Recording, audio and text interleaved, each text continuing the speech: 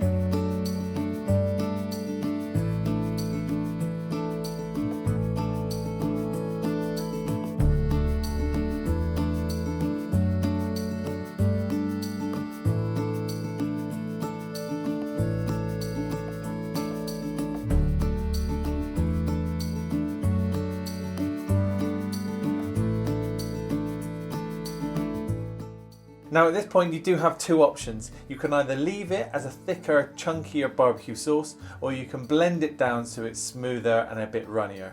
Now for me, I'm going to blend it down because that's what I prefer, so I will show you what that looks like.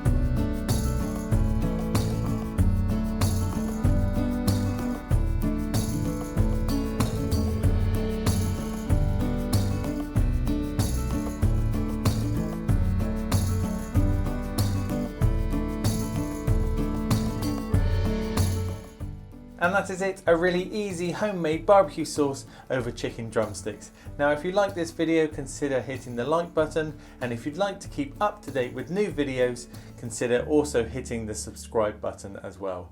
Thank you so much for watching, and I will see you in the next one.